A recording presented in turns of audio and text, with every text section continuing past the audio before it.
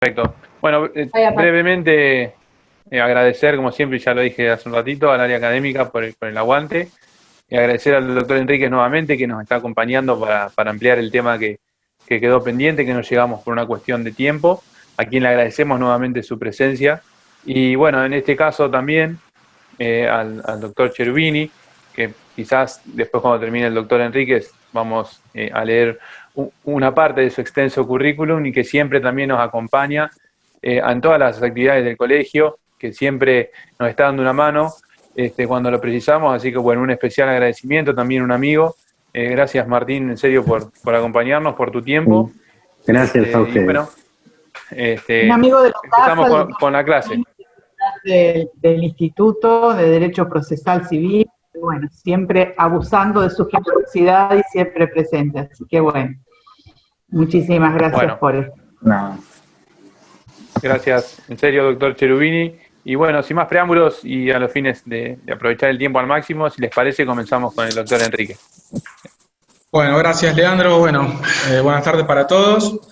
Antes de empezar, más o menos, ¿cuál es el tiempo estipulado para la clase? Así no no omito ningún tema y trato de hacer entrar todos en el tiempo y no demorar la exposición del doctor Cherubini.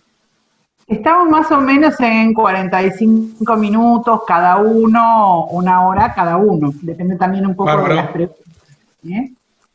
Perfecto. Bueno. No obstante, si el doctor Cherubini quiere ir agregando algo, cualquiera también de los presentes hacer alguna pregunta, tanto por el chat como por habilitar el micrófono, bienvenidos. Muchísimas gracias. Perfecto, bueno. Bueno, empezamos entonces. La idea hoy entonces era hablar de recursos, ¿no? De recursos, dentro de los recursos, como deben saber, nosotros tenemos los recursos ordinarios, ¿no? Y los recursos extraordinarios, ¿no? Los recursos extraordinarios, lo que se entablan ante la Corte Provincial, ¿no? La Suprema Corte de Justicia de Buenos Aires, ¿no? Que son el de inaplicabilidad de ley, inconstitucionalidad y nulidad. Pero bueno, nosotros ahora solamente por una cuestión de tiempo y demás, y por lo que estuvimos hablando, solamente nos vamos a enfocar en los recursos ordinarios, ¿no? La vez pasada algo habíamos adelantado en cuanto a lo que sería la teoría general de los recursos, ¿no? Que son requisitos comunes a todos los recursos, ¿no? Que son la legitimación, ¿no? El plazo. Dentro de la legitimación, como yo le decía, para poder recurrir hay que tener un interés, hay que tener, y a su vez tener la calidad de parte, ¿está bien? Ahora bien, también decíamos que el concepto de parte es incompleto para este punto porque no solo las partes pueden recurrir, sino también que lo pueden hacer la auxiliar de justicia, ¿no? Como pueden ser los abogados por derecho propio, los peritos en el caso de cuestiones relativas a su función, generalmente a la regulación de honorarios. ¿Está bien? También pueden apelar los terceros, ¿no? Cuando en la parte que los afecte la resolución. Para poner un ejemplo claro, o sea, el perito puede apelar que sus honorarios son bajos o altos. Ahora, el perito no puede apelar, por ejemplo, por no tener legitimación, la sentencia definitiva porque el juez no haya, ¿cómo le puedo decir? Haya considerado como él pensaba su pericia, ¿no? Y siendo que la pericia no es vinculante, el juez se puede, como saben, la sentencia se puede apartar. Consecuentemente, ahí no está legitimado y no puede apelar un perito, pero sí puede apelar en caso de cuando se le regulan horarios, porque su apelación sea un horario porque considere que sus honorarios son bajos, por ejemplo. ¿Está bien? Eventualmente podrá plantear una reposición, un perito, en el caso de que el anticipo de gastos lo considere insuficiente y demás. Pero ese va a ser el campo, o sea, con esto lo que quiero reforzar es que, ¿no? es trascendental que la persona que recurra tenga legitimación para el recurso que entabla. Como decíamos después, el plazo, pero bueno, ahora el plazo lo vamos a ver en cada uno de los recursos ordinarios, ¿no? Los recursos ordinarios, como seguramente saben, ¿no? Son tres. En principio, el recurso de reposición, el recurso de aclaratoria, el recurso de reposición o revocatoria y el recurso de apelación, ¿no? Que el recurso de apelación, ¿no?, lleva íncito también el de nulidad, que después vamos a ver. Bueno, el recurso de aclaratoria, según lo establece el código, ¿no?, está dentro de, ya sea, las facultades que tiene el juez una vez que dicta la sentencia, ¿no?, de aclarar algún concepto oscuro, algún error material que tenga la sentencia, ¿no?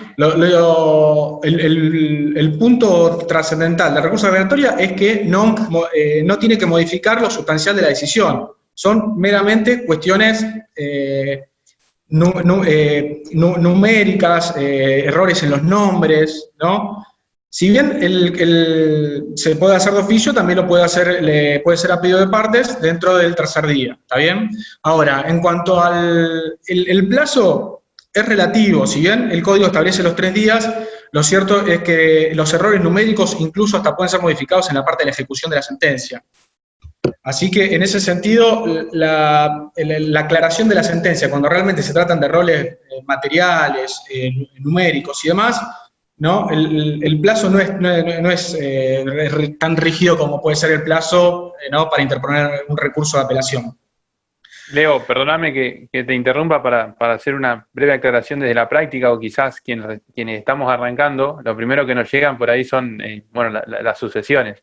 Y a veces qué importante este recurso que vos estás contando por los errores por ahí en la fecha de nacimiento o en la fecha de defunción o en algún vehículo. Entonces digo, qué importante este recurso que parece que uno lo da medio, o sea, uno lo deja ahí en la cantidad de recursos, pero a veces es importantísimo, por ejemplo, para corregir estos errores que vos estás diciendo de la sentencia. Así que fenomenal. Gracias, Lea. Sí, tal cual. Bueno, en las sucesiones pasa siempre. Muchas veces pasa del lado de los juzgados cuando hay que proyectar una declaratoria de heredero, que hay que cargar muchos datos. Muchas veces pasa, no sé, un error que me acuerdo de haber cometido, a veces pasa la fecha de nacimiento con la fecha del día donde se escribe. Entonces a veces pasa que van a ver que muchos errores de los juzgados es que ponen en fecha de nacimiento el día que lo escriben en el registro, porque se confunde las fechas por la partida de función, y de eso hay un montón de cosas, que eso es importante también, porque después esos errores, si después se escriben con errores, después realmente es bastante complicado, hay que ir por otro procedimiento para las rectificaciones de partidas y demás.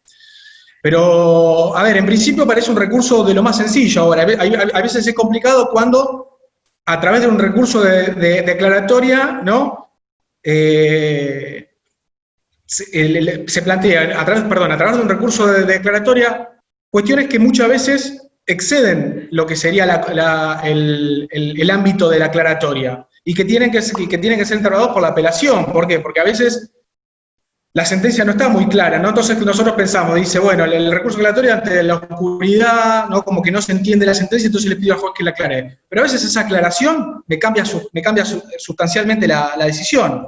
Entonces, ¿no?, en esos casos, o bien el juez, ¿cómo le puedo decir?, recoge el guante y hace una aclaratoria media, ¿cómo les puedo decir?, con mucha... no sé si con mucha generosidad, porque no sé si era para generosidad, pero sí, la verdad que a veces el juez advierte que realmente no es muy clara la sentencia y le acomoda como tendría que haber ido, o al menos lo que él pensó que tenía que haber expresado por escrito. Pero bueno, el recurso aclaratoria no tiene mucho más complejidad que eso. Lo que tiene, ¿no?, el recurso aclaratoria, al igual que el que voy a hablar ahora, que el de reposición, se entabla y se funda en el mismo escrito, ¿no? Nosotros podemos saber la apelación, que la apelación se hace en 2 tiempos, por decirlo de manera. Primero se apela un escrito donde diga, vengo a apelar la resolución de fecha tanto, y después, dentro del plazo, se presentan los fundamentos, los agravios que van a ser lo que realmente la Cámara va a tener que decir. Acá, la presentación del recurso y su fundamentación va en el mismo escrito, ¿no?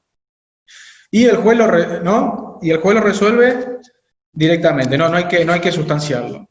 Después nosotros tenemos el otro recurso, bueno, que me parece que lo dije, pero lo repito por las dudas, lo resuelve el mismo juez que dictó la resolución. ¿Está bien? Por eso parte de la doctrina incluso no lo llama recurso, sino un remedio, ¿no? Que tiene la parte o el juez para aclarar estos errores materiales o numéricos que tiene la resolución. El código procesal habla, ¿no?, de que sería aplicable solamente para las sentencias definitivas el recurso aclaratoria. Pero, ¿no?, ya es pacífica la doctrina y la jurisprudencia en cuanto a se aplica para cualquier resolución. También puede ser que se pueda pedir una aclaratoria para una providencia simple o una interlocutoria, ¿no? Por ejemplo, cuando el juez corre un traslado y dice traslado a la demandada por 5 días y resulta que esa presentación la había hecho la demandada, consecuentemente, en vez de la demandada era la actora. Entonces, eso muchas veces se puede manejar a través del recurso aclaratoria, que a veces el recurso aclaratoria no tiene, ¿cómo les puedo decir?, se nos puede conceptualmente mezclar con el de reposición. En eso, la verdad que los juzgados en la mayoría no son muy estrictos en cuanto a que si ese planteo se hace a través de una reposición o una aclaratoria, dudo que algún juzgado diga, no, excede el recurso aclaratoria, tendría que haber puesto una reposición. La verdad que en ese sentido los juzgados no son tan severos. Bueno, el recurso de reposición, seguramente se lo recordarán, que dice, o sea, desde lo conceptual, ¿no?, es cuando el juez, le hacemos cambiar al juez, ¿no?, una providencia para que la revoque por contrario imperio. Sería cuando que advierta que el juez advierta que es un error y entonces, a pedido de parte, ¿no?, lo modifica. El plazo de la reposición, en primera instancia, al igual que el de aclaratoria, es de 3 días. Al igual también que la aclaratoria, ¿no?, el recurso de reposición lo resuelve el mismo juez que dicta la providencia, ¿no? ¿Cuáles son las resoluciones? Acá sí, el ámbito de las resoluciones atacables a través de este recurso es más limitado, no es como la aclaratoria que puede ir contra cualquier resolución judicial, ya sea providencias simples, interlocutorias o sentencias definitivas. En la reposición, ¿no?, es solamente contra providencias simples, ¿está bien? En principio. Causen o no un gravamen irreparable. ¿Por qué hago esta distinción? Porque después vamos a ver cuáles son. Esto tiene relación directa con el recurso de apelación. El recurso de apelación también se pueden apelar providencias simples, pero limitado solamente a las que causen un gravamen que no pueda ser reparado por la sentencia definitiva, ¿no? La reposición, al igual que el recurso de aclaratoria, como les decía, se entabla dentro de los 3 días en primera instancia y se funda en el mismo escrito que se presenta, ¿está bien? ¿No? La reposición, la diferencia que tiene con la aclaratoria, ¿no?, es que ya acá no tenemos, puede cambiar lo sustancial de la decisión, la decisión de la providencia el juez. No es para aclarar algo, el juez acá puede cambiar su parecer a través del recurso de reposición, que eso no pasaba, como les decía, en la aclaratoria. Además, el recurso de aclaratoria tiene un trámite específico, ¿por qué? Porque puede pasar, ¿no?, haciendo un proceso simple, actor y demandado, que la parte que plantee la reposición, la reposición la puede plantear tanto el actor como el demandado, ¿no? El demandado o la parte o el auxiliar de justicia que la plantee. Pero voy a hacer el ejemplo más sencillo para poder entender el tema del trámite de la reposición. Yo le pido algo a un juez, ¿no?, y el juez me lo ordena, y ordena algo distinto a lo que yo quería que me ordene el juez, yo planteo la reposición y el juez la va a resolver sin sustanciación. ¿Por qué? Porque no intervino todavía la otra parte. Ahora, en el caso de que sea la otra parte la que plantee una reposición, algo que yo le pedí, en ese caso me tiene que dar un traslado a mí por 3 días el juez, yo contestar y después el juez va a tener que resolver. ¿Se entiende este punto? Ahora, también puede pasar que la reposición sea manifiestamente improcedente y el juez la rechace directamente sin ningún tipo de sustanciación. ¿Está bien? ¿Se escucha bien, sí, no? Sí, Lean, perfecto. Bárbaro. Sí, Leo. Porque a mí a veces se me congela un poquito la imagen, pero no es una cuestión psicológica, nada más, de que llegue la información. Bueno, gracias. Bueno, No sé si hay alguna duda con el tema de la reposición. Ahora bien, después de... Ahora empezamos a hablar con el tema del recurso de apelación, ¿no? ¿Qué es el recurso? Antes de hablar del recurso de apelación, les voy a comentar brevemente, que seguramente de la lectura del Código Procesal ustedes no van a advertir, pero ya es de creación pretoriana y hace rato que se usa, ¿no? Que no sé si alguna vez escucharon hablar de la revocatoria in extremis, ¿no? Que la revocatoria in extremis, si leen en el código, en el 238 y siguientes no la van a encontrar, ¿no? Como la palabra lo dice, ¿no? Es para situaciones extremas donde ante un error realmente judicial que pueda causar realmente un perjuicio y ese error sea muy evidente, muy palmario, la doctrina habla de vicio esencial, ¿no? Que es casi un error material. O sea, cuando hay algo manifiestamente un error del juez o del tribunal, ¿no? Y que yo no tenga la opción de poder plantear ninguno de los recursos, ¿no?, que me establece el código, ¿no? Yo podría, ¿no?, entablar el recurso de revocatoria in extremis, ¿no?, ante esa situación donde yo advierta que realmente el juzgado se confundió y no tengo otro mecanismo para poder modificarla que no sea, que más idóneo, no, que sea de los mecanismos, como decía, que estén contemplados en el código. Entonces la jurisprudencia hace ya varios años, ¿no?, que estableció esta solución para este tipo de situaciones, ¿no? Generalmente se aplica ante la alzada, ¿no?, cuando la Cámara, ante una resolución que, o sea, tanto por economía procesal o bien porque no tenga la resolución, el mecanismo de modificarla a través del recurso extraordinario, ¿no?, yo le pido al tribunal que modifique a través de esta revocatoria in extremis algún error realmente, no sé, grosero que haya tenido la Cámara y que realmente me genere un perjuicio. Son cada caso, por ejemplo, no sé, en regulación en horario donde, no sé, la Cámara se confundió la base regulatoria, ¿no? Y realmente me regula cualquier cosa y realmente con un análisis mínimo la Cámara advierta que el error, que realmente es un error grosero pero material casi, ¿no? ¿Me explico? O sea, no influye directo. Sí. Quiero agregar, no, Leo, a lo que nos estás contando, la revocatoria in extremis, que por ahí en otro fuero también donde puede ser de gran utilidad, o por lo menos para estudiar, obviamente hay que estudiar cada caso en concreto, pero en el fuero laboral, porque nosotros, claro, de instancia única. En el fuero laboral, al tener instancia única, hay cuestiones que para ser revisadas realmente uno quizás no pueda llegar a la Suprema Corte para una revisación. En estos casos que vos estás contando, que son específicos y que tienen que estar justificados, como vos decís, hay jurisprudencia y doctrina que nos cuentan de este instituto, pero que bueno, para lo que es el fuero laboral se utiliza porque pasa estas cuestiones. Hay veces que uno no puede ir a la Suprema Corte, por ejemplo, por una regulación de honorarios. En realidad sí puede, pero quizás a veces también a los fines procesales un expediente en la Corte puede demorar muchos años, y quizás utilizando este medio que vos nos estás contando, puede resolverse la cuestión en forma más expeditiva. Bárbaro. Muy buen dato.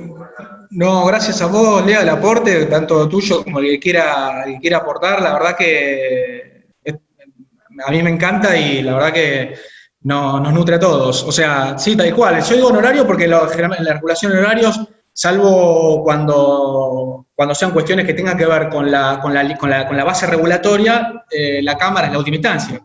Entonces, también puede pasar, hablando con colegas que si le ha tocado aplicarla, y también me han comentado, por ejemplo, cuando la Cámara, ¿no?, resuelve cuestiones que no, o sea, podemos saber cuando veamos la apelación, ¿no?, que la Cámara va a resolver en la medida de los agravios, ¿no? Tiene que aplicar la congruencia en función de los agravios. Y le ha pasado y le han hecho lugar porque, por ejemplo, la Cámara le ha resuelto, le ha modificado la tasa de interés que no había sido materia de apelación. Entonces, a través de este instrumento pudo corregirlo y la Cámara se lo corrigió. Los motivos por los cuales, o sea, los casos por los cuales procede la La revocación extremis no están legislados, de hecho no están legislada ni siquiera la revocación extremis en el Código Procesal de la Provincia de Buenos Aires. Depende de cada caso, pero bueno, es importante, me parece importante como una herramienta para considerar cuando nos veamos en la situación de que no tenemos ningún recurso para poder plantear, y bueno, esta herramienta pretoriana, la verdad que puede ser de mucho valor. Así que bueno, no sé si alguien más quiere hacer algún aporte en este punto, o seguimos. Yo me acuerdo una vez en un curso que hice con el doctor Cherubini que habló de la revocación extremis, acá hace varios años. Sí. Así que bueno, sigo entonces con el recurso de apelación, que es el más jugoso, por decirlo de alguna manera. El recurso de apelación, ¿no? Como bien saben, es el recurso por excelencia, por decirlo de alguna manera. ¿Por qué? Porque ya no es el mismo juez, como los dos recursos que vimos antes, el mismo juez que dicta la resolución, el que modifica, sino que ya acá hay un tribunal, ¿no?, en otra instancia que va a ser el que revisa la decisión adoptada por otro juez. ¿Está bien? El recurso de apelación, empiezo por la forma, ¿no? El recurso de apelación procede por la forma, perdón, por las resoluciones que puedo atacar a través de la apelación, que son, como dije hoy, la providencia simple, pero solamente las que causen un gravamen que no pueda ser reparado por la sentencia definitiva, ¿no? ¿Cuáles son las providencias simples que no puedan ser reparadas por la sentencia definitiva? Yo siempre doy el mismo ejemplo que a mí me gusta, que es, por ejemplo, ¿no?, una providencia simple que no pueda ser reparada por una sentencia definitiva. Imagínense una medida cautelar, ¿no?, que yo siempre lo pongo de ejemplo y parece muy burdo, pero a ver, en el trajín de los juzgados puede pasar cualquier cosa, o sea, no... Con esto no quiero decir que los juzgados hagan cualquier cosa, pero sí, a ver, la falibilidad humana es inherente al juez, que es una persona como cualquiera de nosotros. Y digo, yo, por ejemplo, si plantean una medida cautelar, ustedes saben, las medidas cautelares se resuelven inaudita aparte. En principio no requieren sustanciación. Si el juez, ¿no?, el típico ejemplo de la providencia simple, ¿cuál es? El traslado, ¿no? El traslado de demanda, o cualquier traslado, una ampliación de demanda y demás, son providencias simples, ¿no? Si el juez me da traslado de demanda, ¿no?, de la medida cautelar, yo ¿qué le digo al juez? No, le pongo una reposición, le digo, no, resuélvala porque no hay que dar traslado de la medida cautelar, se resuelve en inaudita aparte, ¿no? En ese caso, también la podría apelar yo. ¿Por qué? Porque realmente esa providencia simple me podría llegar a producir un gravamen que no lo podría reparar ni siquiera con la sentencia definitiva. ¿Por qué? Porque esa persona, yo le doy traslado, se entera que yo le voy a embargar un auto, lo vende y después me sale la sentencia a favor, y por más que me salga la sentencia a favor, no voy a poder cobrarme, ¿no?, de ese auto. Entonces, por más que me salga, ni la sentencia me va a solucionar ese problema que me generó ese traslado. Esto es un ejemplo extremo, pero para ser bastante ilustrativo con respecto al tema.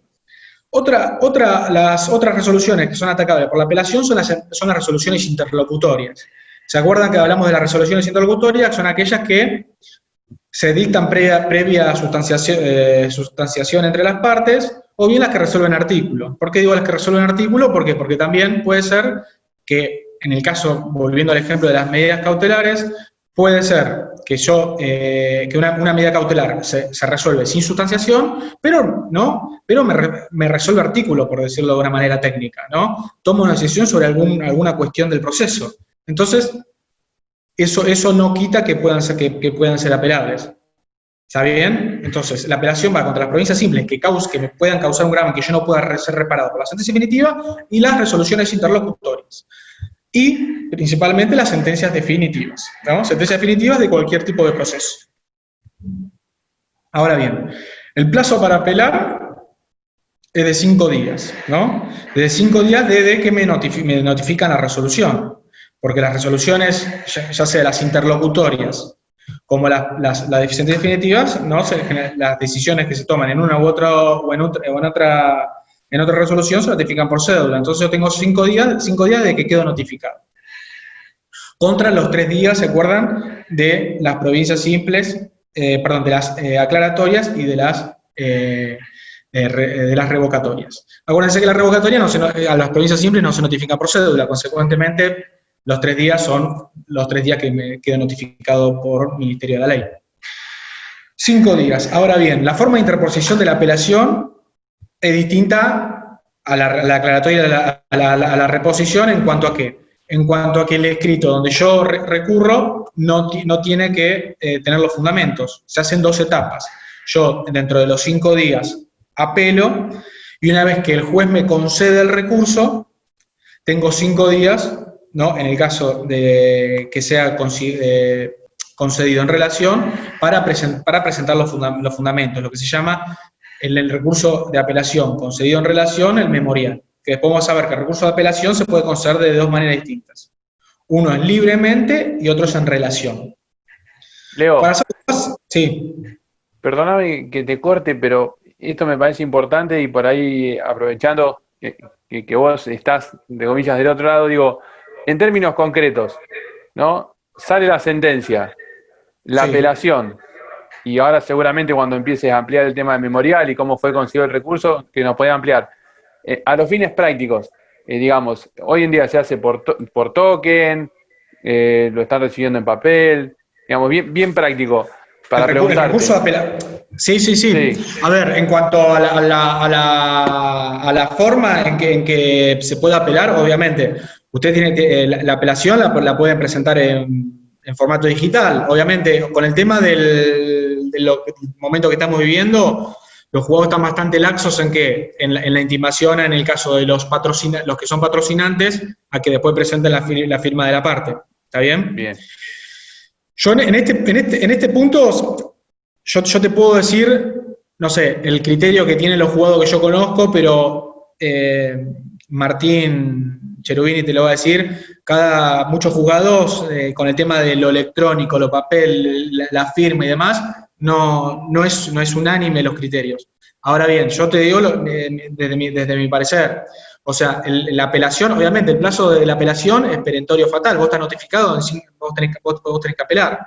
Ahora, en el caso de que el abogado no tenga la firma de la parte, o bien invoca el 48, nosotros la firma, si el escrito viene firmado, juntado por escáner, ya está, ya le damos validez. ¿Entiende? Salvo que la otra parte haga un planteo de nulidad, y todavía no vi ninguno, pero no, quizá más de nada en este contexto.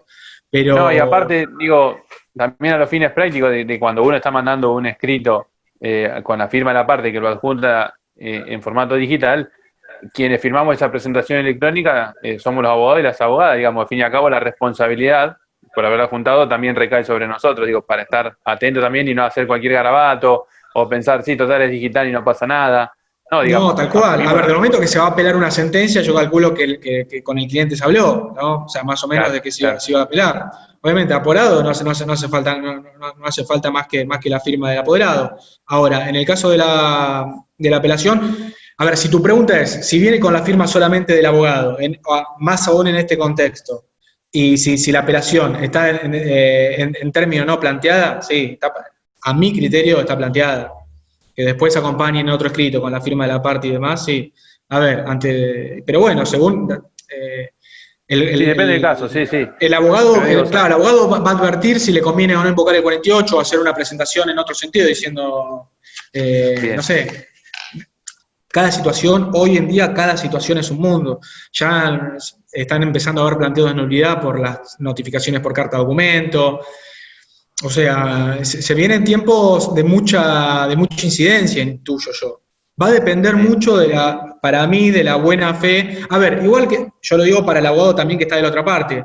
La nulidad hay que probarla, ¿no? La nulidad hay que plantear realmente cómo estuvo vulnerado tu derecho de defensa en juicio en virtud de esa notificación, por ejemplo, ¿se entiende? Si no, claro. Ustedes acuérdense los principios de nulidades. No se puede decretar la nulidad por la nulidad misma, ¿no? O sea, la carga de la prueba de la nulidad la tiene el que pide la nulidad, ¿no? ¿Se entiende? Perfecto, Leo, perdóname que te corté. No, para nada, no, es que a ver, creo que incluso son mucho más jugosas las preguntas que capaz hablar del trámite del recurso, que bueno, lo vamos a hablar y demás, pero me parece muy interesante, tanto la tuya como que la que quiera hacer preguntas. ¿Las preguntas las canalizamos a través de ustedes o yo estoy atento al chat también?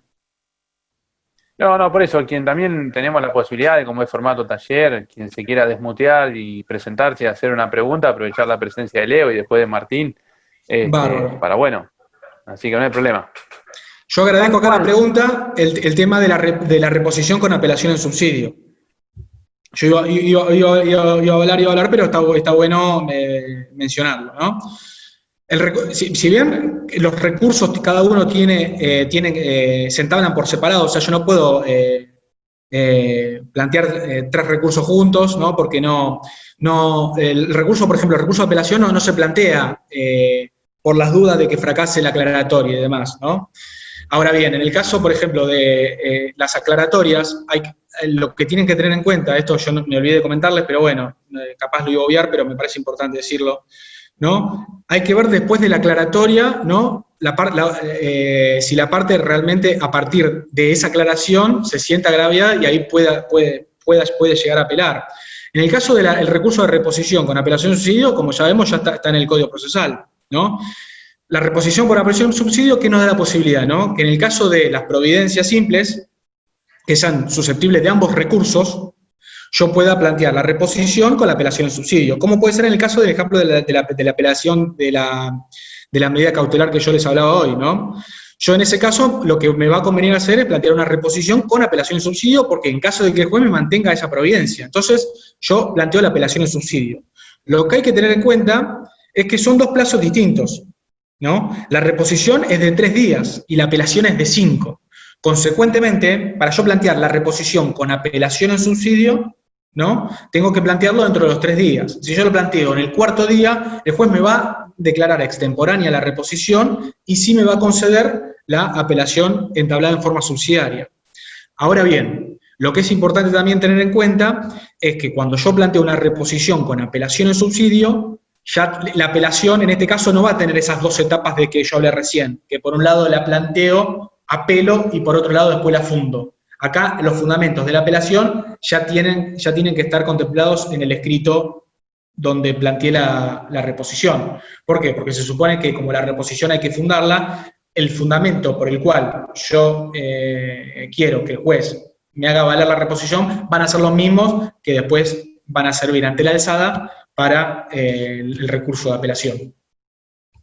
Así que bueno, gracias por el Catalina que planteó esa pregunta, pero bueno, lo iba a decir después, pero me parece que es fundamental ya, porque es un tema que no me podría olvidar si tengo que hablar de recursos.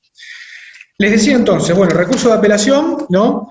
Que se puede ser concedido libremente o en relación. Acuérdense, la distinción es que está en que libremente solamente se concede el recurso de apelación contra sentencias definitivas de juicios sumarios y ordinarios, ¿no? ¿Se acuerdan dentro de los tipos de procesos? ¿No? Nosotros tenemos procesos de ejecución, procesos voluntarios, procesos de conocimiento, ¿no? O sea, lo único que es apelable y que se concede libremente son las sentencias definitivas de los juicios de conocimiento, serían los 2 más grandes, por decirlo de alguna manera, ¿no? Los 2 más importantes, el juicio de ordinario y el sumario. Todos los demás, ¿no? Los recursos se conceden en relación, ¿no? Que la diferencia, no creo que lo lleguemos a ver, la diferencia entre relación y libremente, ¿no? Generalmente está en que el recurso concedido libremente me permite hacer un replanteo de prueba en la alzada, ¿no? Después en el trámite de segunda instancia, que no creo que lo lleguemos a ver, pero bueno, si después hay otra clase de recursos y quieren que hablemos de eso, lo hablamos, pero bueno, eso es más que nada para que tengan más o menos noción de cuál es la diferencia. Aunque la verdad, muy pocas veces vi, y casi ninguna, que se proceda con el replanteo de prueba en la alzada y se abra el juicio a prueba en la Cámara. La verdad que son casos muy excepcionales.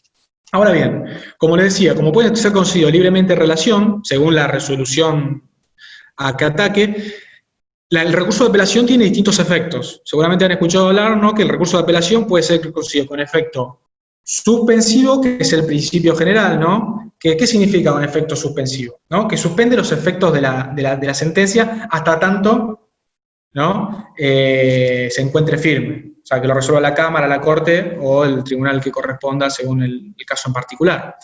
En cambio, con efecto devolutivo, ¿qué significa? Que la resolución apelada va a seguir produciendo sus efectos hasta tanto, o sea, para siempre, o en caso de que la alzada la revoque, hasta tanto sea revocada. Pero mientras tanto va a seguir surgiendo sus efectos, ¿está bien? Eso es cuando se concede con efecto devolutivo, ¿no? Que devolutivo es no suspensivo, no es más que eso, ¿no?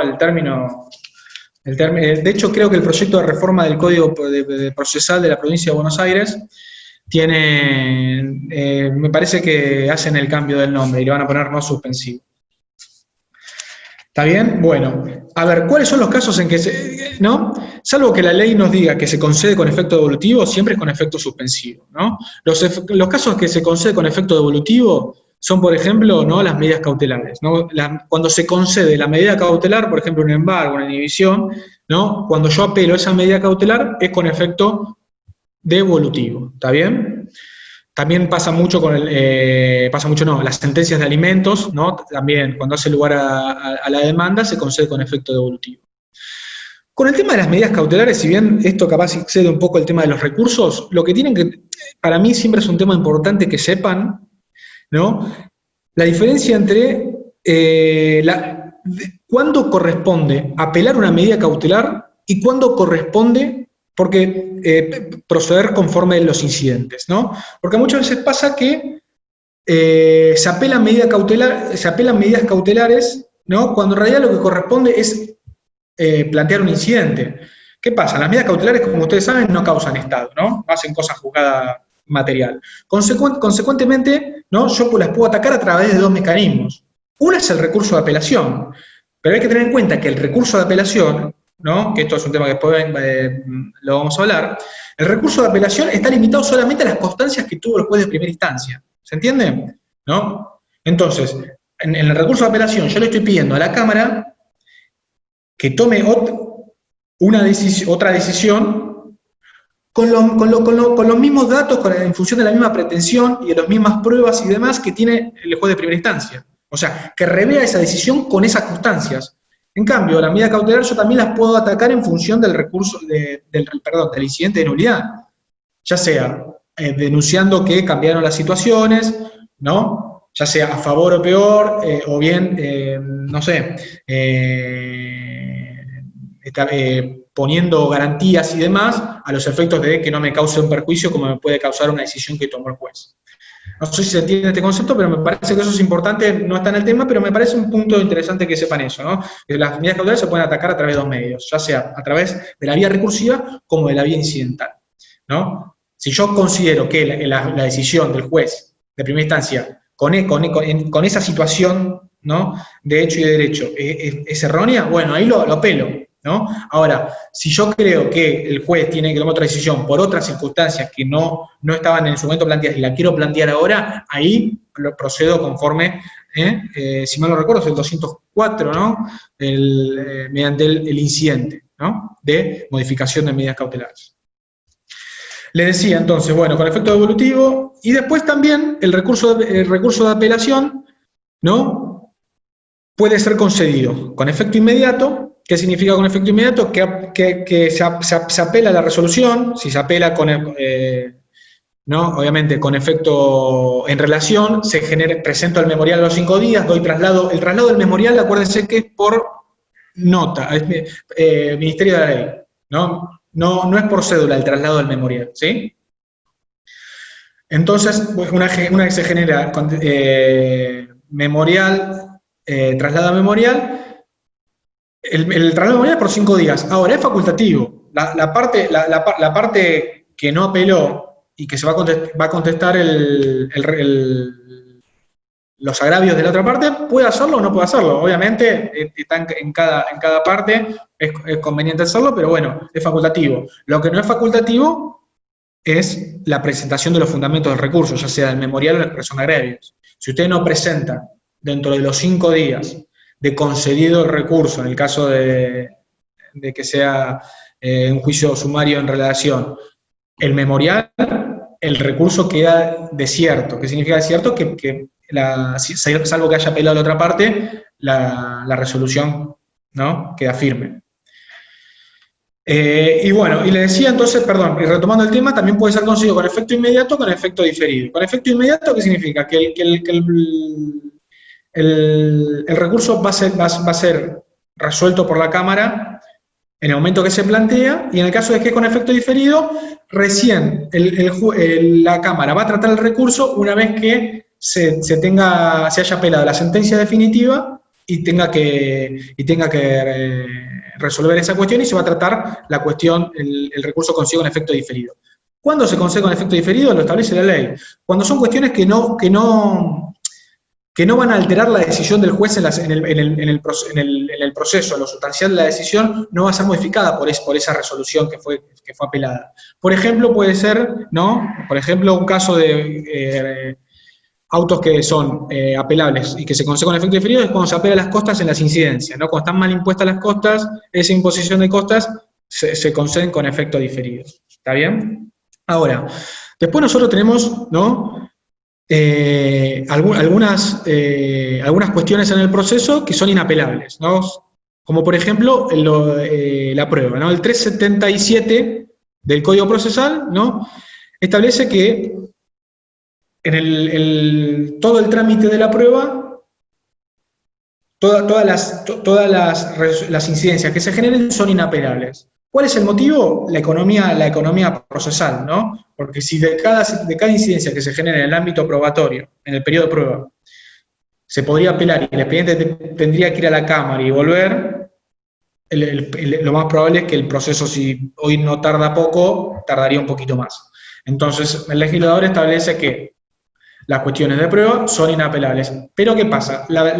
¿Cómo está garantizada, por decirlo de alguna forma, la defensa del juicio? A través del replanteo de prueba que tenemos, como les dije, cuando se concede libremente, ¿no? Que en el caso, por ejemplo, una negligencia es inapelable, no una resolución que resuelve la negligencia. Pero ¿qué pasa? Yo después puedo hacer el replanteo en la Cámara, diciéndole al juez a los jueces de la Cámara que el juez de primera instancia me resolvió mal esa negligencia. Entonces, esa prueba no la podría replantear y el juez eventualmente podría considerarlo. ¿Está bien? Después tenemos, bueno, con el tema de los plazos, me parece que es importante, no sé si lo comenté en la clase pasada, que hay procesos, como por ejemplo el proceso sumarísimo, que el plazo para apelar es de 2 días. Eso es importante, ¿no? La ley de amparo también establece un plazo más breve que el que establece el Código Procesal. Eso ténganlo en cuenta, ¿por qué? Porque eso hace, ¿no?, que puedan o bien no apelar, ¿no?, por haberle por haber precluido la posibilidad, ¿no?, o bien que se les queda desierto el recurso por no haber presentado el memorial en el plazo de 2 días. Después tenemos, bueno, otro temita es un tema muy grande, pero me parece que es importante que mencionarlo al menos en este pantallazo recursivo.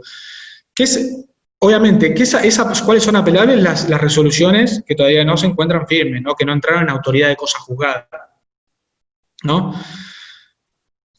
Existe, ¿no?, que esto es un tema más extenso, pero lo nombro para que sepa que existe más que nada, ¿no? En casos muy excepcionales, una sentencia que ya está firme, ya entra en autoridad de cosa juzgada, ¿no?, a través de un proceso de revisión de la cosa juzgada, se puede llegar a revaluar. Es excepcional eso, ¿no? Una vez que la sentencia está firme, entró en autoridad de cosa juzgada, hace a la paz social, a la seguridad jurídica de que la sentencia es inmodificable.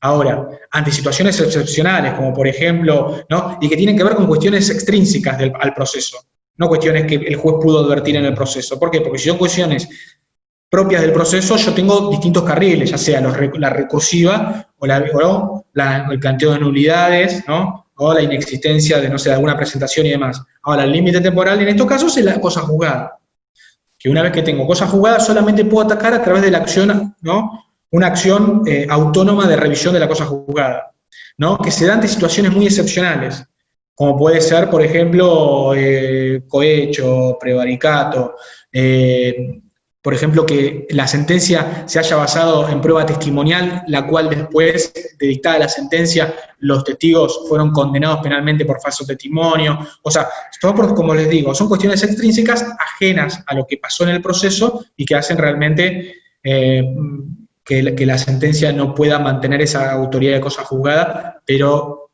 esto es excepcional, quiero que quede muy claro eso, ¿no?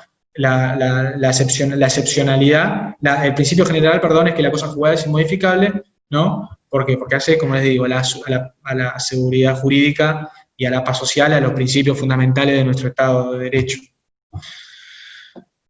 No sé si puedo seguir si quieren hacer alguna pregunta. Después, yo más que nada,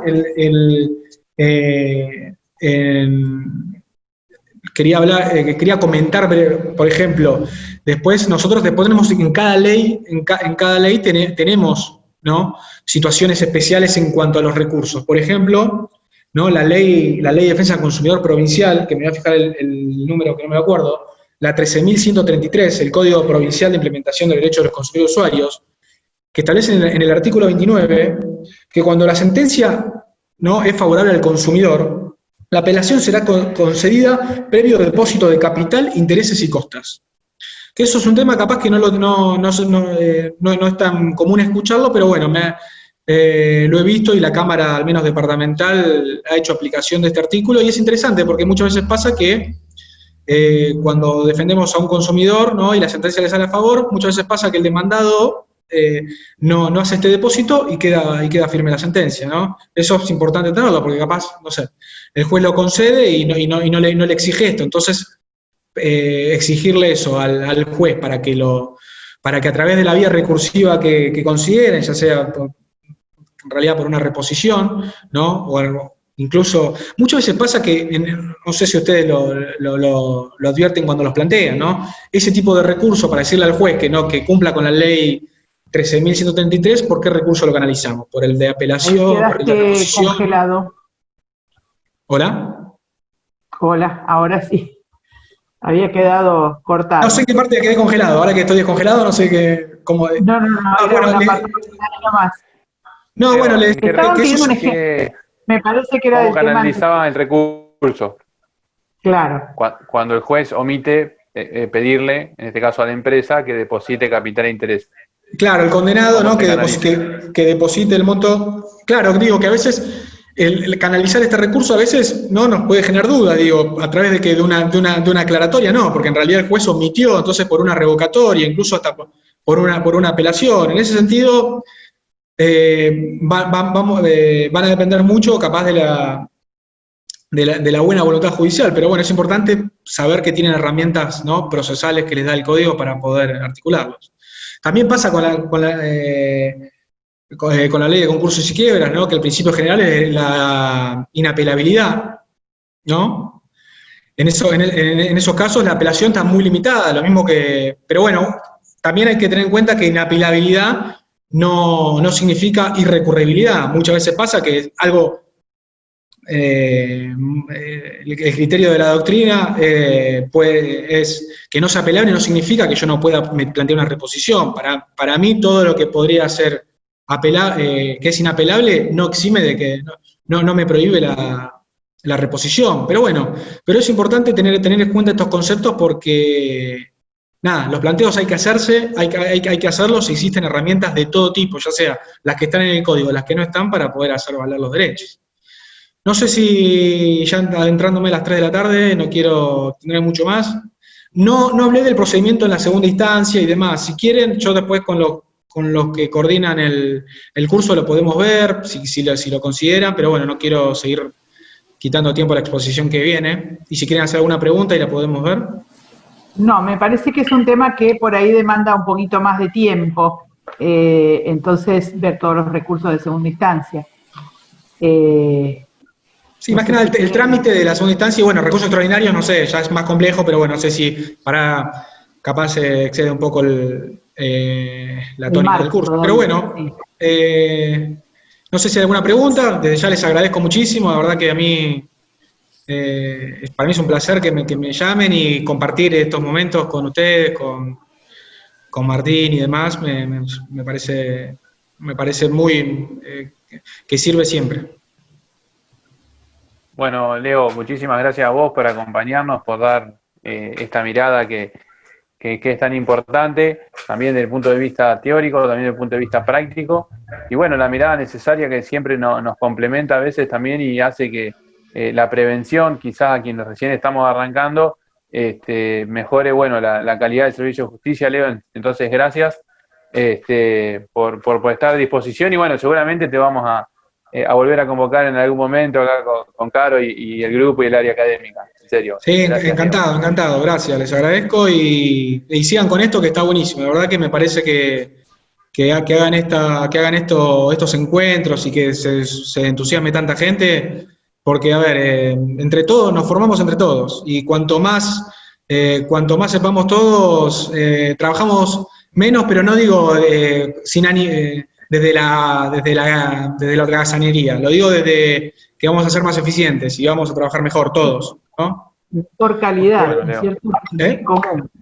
Sí, tal cual. Bueno, muchas gracias, les agradezco. Bueno, gracias, Caro. Le damos la bienvenida al doctor Cherubini, ¿parece? Hola.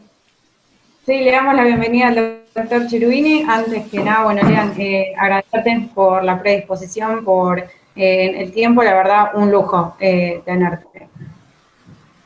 Y sí, continuamos, Lean. Bueno, como decíamos al Continúo inicio, si quieren.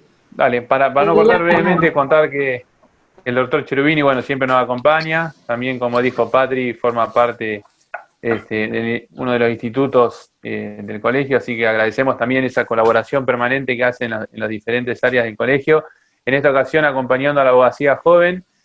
Así que bueno, Martín, gracias por acompañarnos, en serio. Que en este caso, para contar por ahí a quienes no te conocen, bueno, es el juez a cargo del Juzgado Civil y Comercial en primera instancia número 6 de nuestro departamento judicial.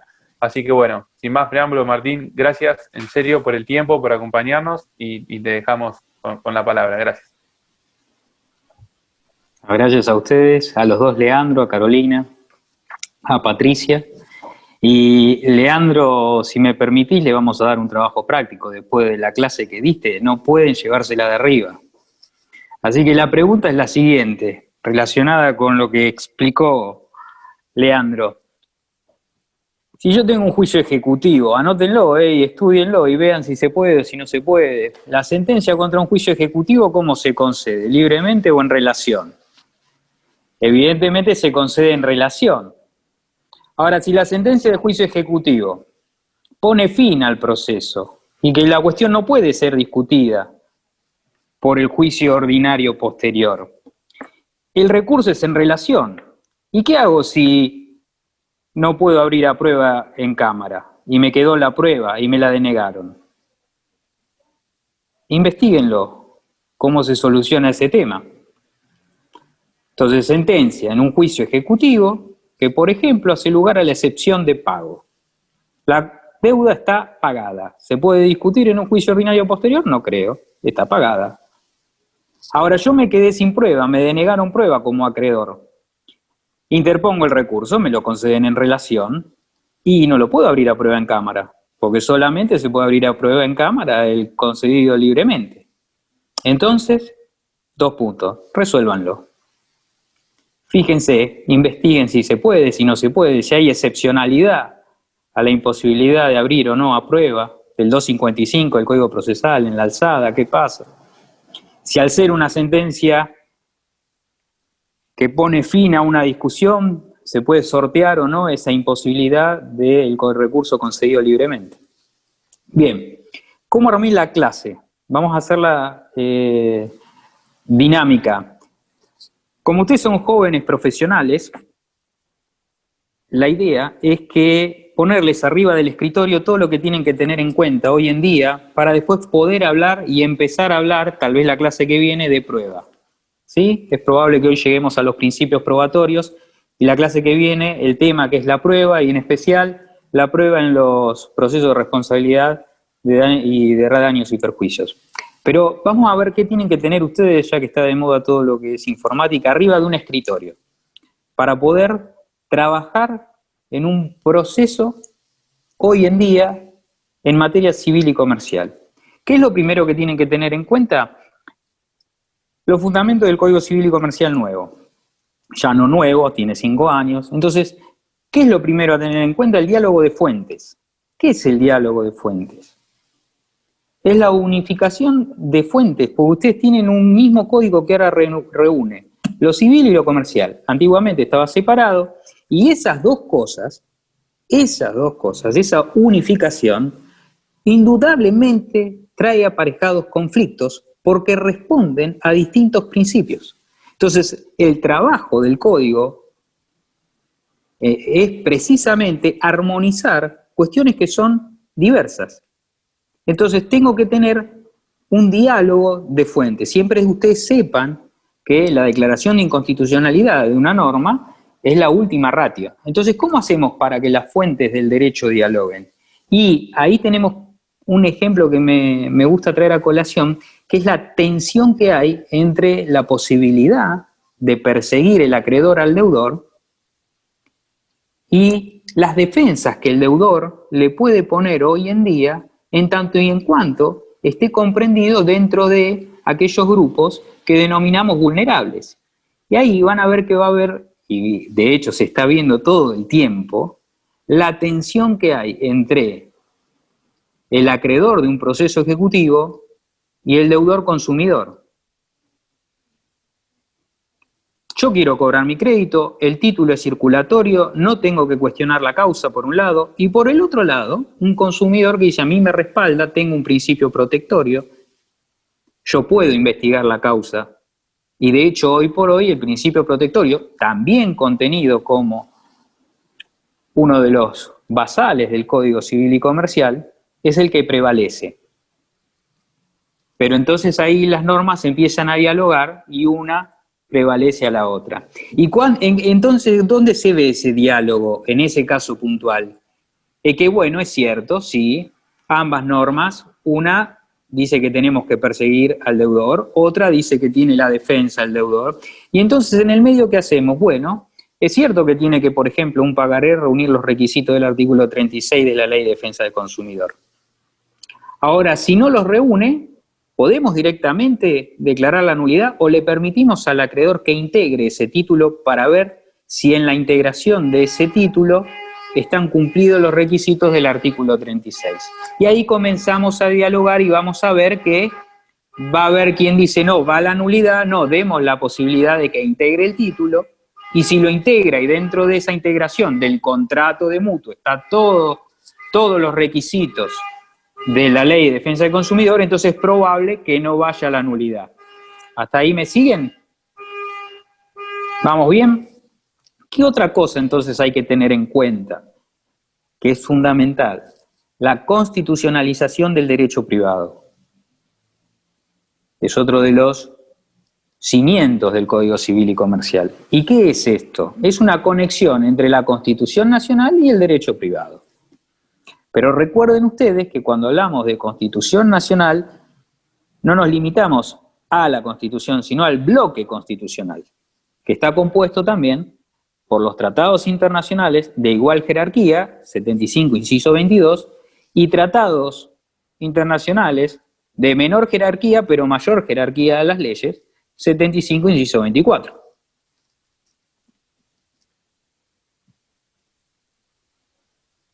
Y a eso le tenemos que sumar, ¿qué cosa? La Constitución provincial, en nuestro caso, de la provincia de Buenos Aires. Otro aspecto a tener en cuenta es que no solo tenemos derechos individuales, sino que tenemos derechos colectivos. Y en muchos casos los derechos colectivos prevalecen, obviamente, por el artículo 14 por sobre los derechos individuales.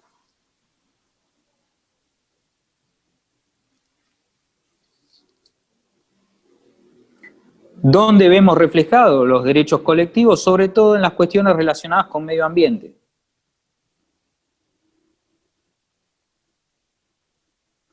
Y las cuestiones relacionadas con derechos colectivos y con medio ambiente tienen a su vez otro de los temas que vamos a tratar de ver la clase que viene, que es la prueba anticipada, la medida cautelar, la función preventiva del daño, si hay una tutela anticipatoria, si hay una medida autosatisfactiva, qué pruebas tengo que llevar en estos casos puntuales para que el juez acceda a una tutela anticipatoria, para que el juez acceda a una medida autosatisfactiva. Otro aspecto a tener en cuenta es la sociabilidad en el ejercicio de los derechos. Y básicamente esta sociabilidad está fundada en el artículo 9 y el artículo 10, que es la buena fe y obviamente la prohibición del abuso del derecho y del ejercicio, el artículo siguiente, y el ejercicio abusivo de los derechos. En el caso de los abogados que van a ejercer o están ejerciendo la profesión, tienen que también relacionarlo con las normas de ética profesional. Y eso está vinculado a lo que hablaban los dos Leandros en cuanto a las presentaciones que se hacen hoy en día con motivo de del COVID-19 en los procesos de manera virtual. Todo el sistema, si se quiere, la columna vertebral del sistema o de cualquier ordenamiento jurídico es la buena fe. Entonces, pónganse aquellos que ejercen la profesión, cómo un juez va a dudar de que va a apelar el abogado. ¿Dónde podría dudar el juez? ¿Dónde se podría dudar de que no es la firma? O que sí, y eso sí tienen que estar ustedes atentos a la caducidad de instancia. Eso es un aspecto que ustedes sí siempre tienen que tener en cuenta. Seguimos. Hay un paradigma que es el paradigma protectorio. Y esto lo tienen que ver con algo que es hoy en día necesario tenerlo presente, y son las 100 reglas de Brasilia. 100 reglas de Brasilia. Entonces, el Código Civil y Comercial habla del principio protectorio. ¿A quién va a proteger? ¿A quién van a proteger las normas del Código Civil y Comercial? A todos aquellos grupos denominados vulnerables. Y las 100 reglas de Brasilia le van a decir a ustedes que la vulnerabilidad puede estar dada por diversos factores. Edad, por ejemplo. Ahora, la edad no es solo la vulnerabilidad de los menores, de las niñas, niños y adolescentes, sino también de los mayores. También podemos mencionar género. También podemos mencionar estado físico o mental, circunstancias sociales, económicas, culturales. Y cada una de esas cuestiones, a su vez, tiene determinados grupos. Entre los que están, por ejemplo, aquellos que están en extrema pobreza, cuestiones étnicas, minorías y individualizadas. Entonces, el principio protectorio tienen que tenerlo siempre con las 100 reglas de Brasilia al lado y a su vez con la Constitución Nacional y los tratados internacionales. Entonces, por ejemplo, ¿cómo sería una buena manera de trabajar? Tengo un menor, tengo una niña, tengo un niño, tengo un adolescente. Vamos a ver, está dentro del grupo de vulnerabilidad. Perfecto. ¿Cuál es el tratado internacional que lo respalda, que protege sus derechos? Tengo mujeres. ¿Cuál es? Tenemos que leer la CEDAW.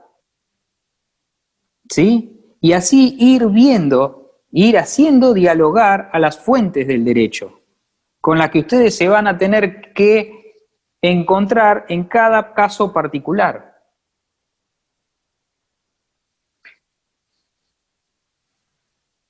Dentro de todo esto aparece la responsabilidad civil. Y la responsabilidad civil aparece como un sistema tripartito. Entonces, ¿por qué tripartito? Porque el Código prevé una responsabilidad civil con 3 funciones. Una primera función, que es la que todos conocemos, que es la resarcitoria.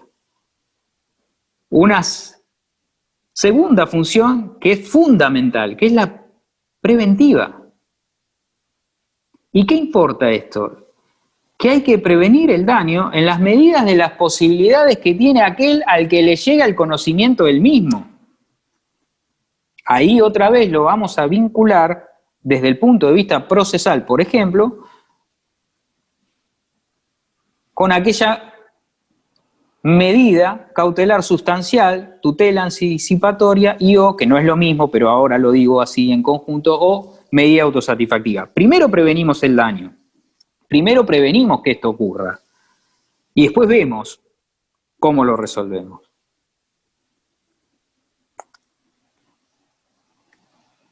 Y el último es un rol disuasivo, artículo 1714 del Código Civil y Comercial,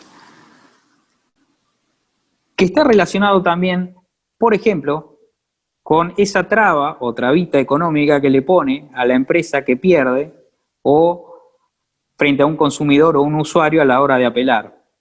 O bien, cuando aparece la concepción de daño punitivo, que si quieren en la clase que viene lo podemos mencionar. Que lo que procura el daño punitivo es que, bueno, mirá, sí, trata de que esto no vuelva a ocurrir. Entonces vamos a imponer una sanción de otro tenor al resarcitorio. Y en todas estas 6 cuestiones que les he mencionado, aparece ahora el rol del juez. ¿Cómo hoy el juez tiene que ver un proceso? La cantidad de veces que el Código Civil y Comercial menciona a la palabra juez es increíble. ¿Y eso por qué? Precisamente por este principio protectorio, por este rol activo que tiene que tener el juez, más allá de lo que las partes le traigan al proceso, en relación a aquellos donde los interesados son personas que están dentro de aquellos grupos mencionados en las 100 reglas de Brasilia. Ahora, ese rol activo que tiene que tener el juez, que se ve reflejado, por ejemplo, en una acordada que sacó la Suprema Corte de Justicia en relación a los depósitos donde hay menores, donde tiene que el juez procurar que los menores se hagan lo más pronto posible de los depósitos, sobre todo si son alimentos, cobros de indemnizaciones. Pero en concreto, cada vez que hay una persona que está dentro de estos sectores de vulnerabilidad, es el juez el que tiene que llevar adelante el proceso, independientemente del impulso procesal que las partes o ustedes como abogados le puedan dar. Entonces, muchas veces puede ocurrir que ustedes dejen de hacer un acto procesal y que el juez lo haga de oficio, y ahí van a tener que ser conscientes que ese acto que haga de oficio el juez va a requerir de ustedes mayor atención, porque los puede estar perjudicando con ese acto. Pero también es cierto que está fundado en este rol que tiene que tener el juez dentro de estos tipos de procesos. Entonces, una cosa es que el juez tome el rol activo y otra cosa es que si ustedes advierten como abogados que tomando ese rol activo puede causarle un perjuicio a la parte a la que ustedes representan, estar atentos para ir a los recursos que Leandro les explicó y ver si esos recursos son procedentes o no. Tampoco importa que los abogados dejen todo el trabajo al juez y digan, no, como hay un menor lo va a hacer todo de oficio el juez. No, porque eso no es así, porque este rol activo no borra el principio dispositivo. Es decir, nosotros vamos a trabajar, los jueces civiles y comerciales, trabajamos sobre las propuestas de las partes. Eso repercute también en la función probatoria que va a tener dentro del proceso. Nosotros no vamos a ir investigando, salvo en algunas cuestiones, sino que la prueba va a tener por objeto, ahora lo vamos a ver, verificar lo que ustedes dicen que pasó o que no pasó. ¿Sí? Martín, perdón. Sí. Un breve agregado que me parece importante destacar, y más en este contexto de crisis sanitaria, de que un poco esto que nos contás vos, que es cierto, de que por ahí nosotros de este lado, de este rol, a veces de hacer las propuestas o esas creaciones o cuestiones que por ahí nunca se trataron, de por ahí acompañar nosotros en nuestro arte, ¿no? Desde la abogacía, poder acompañar propuestas para que, bueno, luego, obviamente marcadas y apoyadas siempre en la legalidad o en diferentes principios, o también cuestiones relacionadas con las acordadas, de generar nosotros las propuestas y darle esa posibilidad también, en este caso a los jueces y a las juezas, de poder por ejemplo, empezar a hacer algo que no se estaba haciendo. Se me ocurre ya más cuestiones por ahí no relacionadas con tanto con el fondo, pero sí cuestiones por ahí procedimentales, que esta crisis sanitaria como que nos sacudió a la gran mayoría a por ahí empezar a reinventarnos y echar mano a nuevas creaciones, como se me ocurre, por ejemplo, que ya te digo, pueden dar lugar a debate, pero por ejemplo el traslado por carta documento, el código QR, como empezar a utilizar esos medios, digo, y eso traspolarlo también a creaciones, a posibles soluciones, en base al principio también de prevención y también al principio resarcitorio, que estuvimos hablando en la otra clase y que bueno trae a colación. Espero que se haya entendido, como que empezar nosotros también a hacer estas propuestas para que ustedes puedan también reconocerlas, digamos, Es que no, hacerlas es reales. que tanto los planteos como la elaboración jurisprudencial y o doctrinaria se retroalimentan permanentemente. De hecho, el Código Civil y Comercial ha recopilado todos los precedentes jurisprudenciales que fueron cambiando, interpretando el Código Civil anterior o el Código Comercial anterior. Y esos cambios, esas interpretaciones, no podrían haberse dado si no hubiera abogados que las planteen. Es así de simple. Entonces, una vez planteado por ustedes todas las cuestiones, como por ejemplo la notificación de la demanda por carta documento, que hoy en día es admitida, y ya hay un proyecto de ley de modificación del Código Procesal en este sentido, están viendo quién se va a hacer cargo de algunas cuestiones, como el costo del correo, si eso con la tasa de justicia es suficiente, si no, si va a ser gratuito, si va a haber un convenio, no. Pero todas esas modificaciones tienen como punto de partida propuestas de los profesionales y recepción o no, interpretación o no por parte de los magistrados. Es constante, la retroalimentación es constante. Otro punto a tener en cuenta en cuanto al rol del juez es que tiene que hoy evaluarse que comprender la sentencia es un derecho. Entonces el lenguaje de la sentencia tiene que ser claro. Ahora, esa claridad de la sentencia tiene que siempre tener en cuenta a quién va dirigida. No es lo mismo, por ejemplo, porque ahí hay un lenguaje técnico. Si yo saco una resolución verificando créditos o decretando una quiebra, si por ejemplo, como me ha ocurrido, tengo que disponer el cese de una tutela para que una abuela deje que su propia hija críe a su nieta. Entonces ahí la claridad del mensaje, la sentencia tiene que ser o tiene que ayornarse a quién va dirigida. En eso ustedes tienen que instar al juez también a través de sus escritos para que se pueda comprender la decisión. ¿Hasta ahí vamos bien? Otro aspecto a tener en cuenta, recién lo mencionó Leandro Vero, y es la tecnología, que como consecuencia de esto que hemos vivido, se ha acelerado fácilmente entre 5 y 10 años. Hoy por hoy, por lo menos en la provincia de Buenos Aires, se le han restado 5 o 10 años a lo que se podía hacer. Y eso es algo a lo que, como está en constante cambio, tienen que siempre ustedes estar atentos.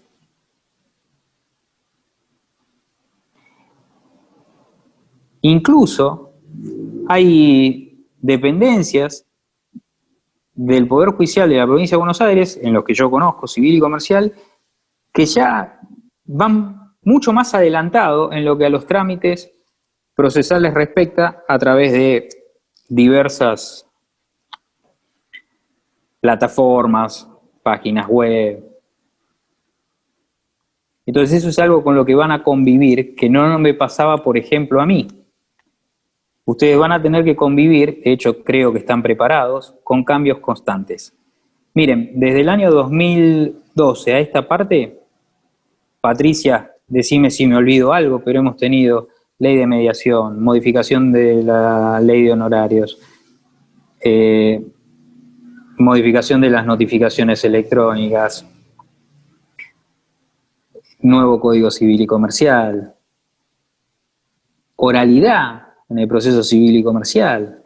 O sea que en 8 años hemos tenido todos los cambios que no habían ocurrido del 2012-2011 para atrás. Así, y eso cada vez va a ser más rápido, y cada vez va a ser, y va a cambiar la forma de trabajar, tanto de ustedes como nuestra. De hecho la está cambiando, pero por ejemplo a nosotros hoy nos sumaron, por eso también está relacionado con lo que Leandro explicaba de la del recurso de reposición o el de aclaratoria. Sumaron en el Augusto un botón donde nosotros podemos firmar por lotes. Entonces directamente firmamos el lote que puede contener 5, 10, agréguese y téngase presente, y ojo, que el agréguese, téngase presente y hágase saber también puede causar agravio y ser pasible de una revocatoria, y nosotros lo firmamos solo de una sola vez, no ingresando al expediente. Esa posibilidad hoy está, que se utilice, cómo se utiliza, pero está. Entonces pueden ver ustedes cómo el sistema y la forma de trabajar va cambiando, y cada vez los cambios son más rápidos. Otro punto que quiero tocar con ustedes, que si bien hay un instituto y podemos ver si a futuro se podría crear en el Colegio de Abogados, es el tema relacionado con la neurociencia. La neurociencia va a cambiar muchísimas cosas. Y de hecho, hay una rama de la neurociencia que está relacionada con la psicología del testimonio, que ya desde el siglo pasado, en la década del 70 en adelante, comenzamos o se comenzó a estudiar cómo declara una persona, qué declara, y cómo un testimonio puede estar influenciado, incluso hasta de una forma tal que la persona influenciada a la cual se le puso un hecho a través de preguntas, por ejemplo, que se le pueden hacer incorrectamente hechas, que la persona considera que el hecho ocurrió y fue verdad, y en realidad nunca pasó. Entonces, hay estudios hechos, por ejemplo, de que hay un choque, donde hay un grupo y hay otro grupo, al que lo separan, le muestran el choque y después le preguntan, por ejemplo, a un grupo le preguntan cómo habían quedado los vidrios, si dentro del auto o fuera del auto después del choque. Y al otro grupo le preguntan si vieron los vidrios. Los grupos respondieron que sí. Y sin embargo los vidrios no habían estado nunca en la imagen que le pasaron. Pero la forma de hacer la pregunta y como consecuencia de un choque da a entender que vidrios tuvo que haber. Entonces, otro aspecto que quiero que ustedes tengan en cuenta de ahora en adelante, a la hora de ver, sobre todo la psicología del testimonio se utiliza para testimonios de menores, de niños, cuando hay abuso, más que nada, ¿no? Por el momento. Incluso hay peritos especializados en la materia. Se llaman peritos psicólogos forenses experimentales, que no van a dudar de la verdad o no de lo dicho por el niño o la niña, sino que lo que van a hacer es dar su opinión en relación a lo testimoniado. Porque en el convencimiento del niño o de la niña pudo haber ocurrido algo que no ocurrió. Entonces lo que hacen estos peritos es expedirse en relación a los dichos, al testimonio, no a la credibilidad o no del menor. Pero es interesantísimo lo que está ocurriendo con la neurociencia aplicada al derecho. Incluso hay un libro que tiene 2 tomos que lo sacó hace poco Waldo Sobrino, relacionado con contratos de seguro y neurociencia, por ejemplo. Y déjenme decirles que va a estar muy relacionado también con el derecho de consumo y con la vulnerabilidad del consumidor frente a la oferta.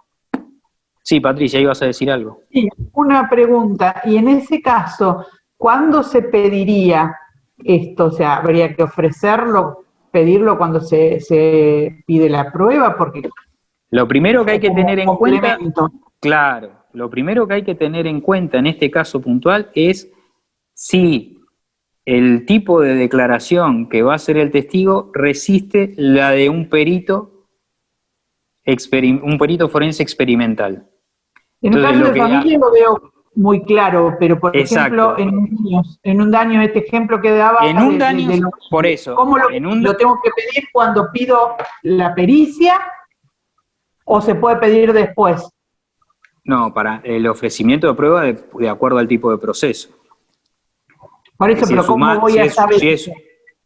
¿Cómo? No, pero se podría pedir, nadie lo ha hecho todavía, lo que respondo a Leandro Vero, se podría pedir que las declaraciones testimoniales, o por ahí, alguno de los peritos psicólogos de la oficina pericial está especializado, y no lo sabemos, pero se podría pedir que la declaración de los testigos, que es a su vez videograbada en el caso de aquellos que adoptamos la oralidad, esté presente un psicólogo, un perito forense experimental. Se podría. Claro, o sea, directamente no va a decir, uno pide la pericia. exacto, y va a hacer su dictamen una vez escuchados los testimonios. Incluso tiene unas tareas previas, como por ejemplo entrevistar a los que rodearon a la persona que va a testimoniar. Son distintos campos, tiene todo un campo de acción y de preparación para poder después dar su dictamen. Sí, no, a mí me parece correcto. Lo que no veía era el momento oportuno, porque digo, por ahí pedirlo de antemano y en todo caso desistirlo después de realizada la pericia, porque no sé qué me va a pasar cuando escuche el testimonio. Pero claro, pero la pericia va por un lado, la pericia mecánica va por un lado, pero esto es puntualmente a el testimonio de la persona ofrecida como testigo presencial del hecho, por ejemplo. Ahí iría. Entonces, citamos a las partes, tomamos la audiencia y el perito por ahí pide alguna entrevista previa. Lo puede hacer también, pero en ese momento se podría pedir. No sé si en la oficina pericial... Claro. No hay posibilidad de pedirlo después de realizado, si en caso de duda. Esa era mi pregunta. No. Ahí no. Pero, ojo, también si uno está convencido de que lo declarado no fue así, también se podría hacer. Sí. Sí, pero es una cuestión que tienen que tener arriba del escritorio a la hora de empezar a trabajar un caso, un proceso. Y por último, que es materia del otro curso, siempre hay que tener en cuenta el orden prelativo o las normas que vamos a ir aplicando. Por ejemplo, en un caso de accidente de tránsito, lógicamente primero la ley de tránsito, después el Código Civil, porque hay como que el Código Civil es más importante que las normas de tránsito y en definitiva hay un damnificado. No, bueno, sí, está bien, hay un damnificado, pero no podemos apartarnos de las normas de tránsito involucradas en el hecho. Después veremos cómo juega la responsabilidad, pero la ley de tránsito, el Código Civil y Comercial, y todas estas cuestiones que yo les vengo mencionando hasta ahora. Eso es lo que tendrían que, en principio, desde mi punto de vista, tener a la hora de tomar un caso y ver dónde van a estar parados para iniciarlo. ¿Sí? Pasemos ahora al tema que es la prueba. ¿Sí? Voy a dar un par de conceptos y si están de acuerdo, continuamos la clase que viene.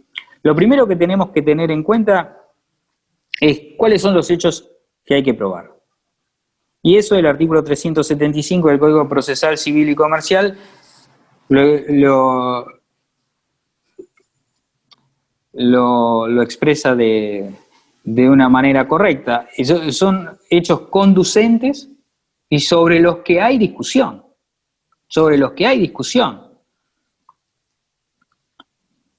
Es decir, aquellos hechos alegados y controvertidos. Punto, se acabó. Los demás hechos, también llamados, puede ser los hechos notorios, los evidentes o los presumidos por la ley, sobre todo, o sea, en los presumidos por la ley tenemos que ver si es absoluto o no, porque por ejemplo la ley había una presunción en el 1113 que obviamente si se acreditaba lo contrario podía eximirse de responsabilidad al autor del daño, ¿no? Esa ley sí, cuando la presunción no es iure de iure, sí no es absoluta, sí tiene que probarse.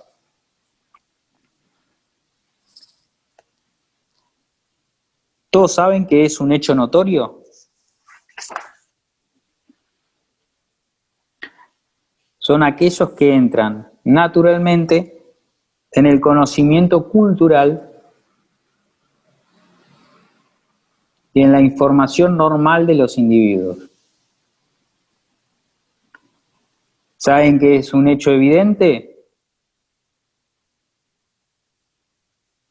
Como por ejemplo que de noche los objetos se ven menos que de día.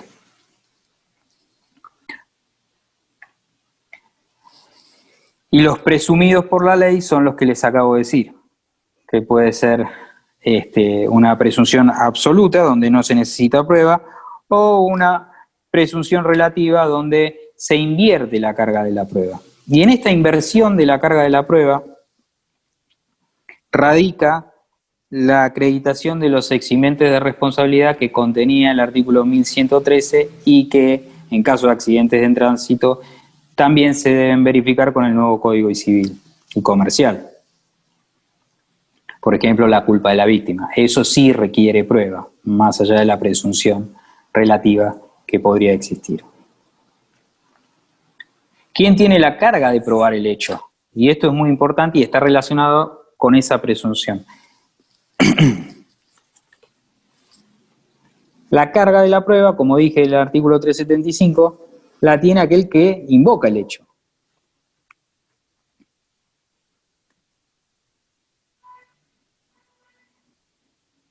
Pero también, si ustedes leen el artículo 1735 del Código Civil y Comercial, que nos da la facultad a nosotros de decirle a alguna de las partes, mire que la carga de la prueba la tiene la actora, es cierto, porque fue la que invocó los hechos, pero en este caso puntual, le aviso, usted está en mejores condiciones de probar que la parte actora.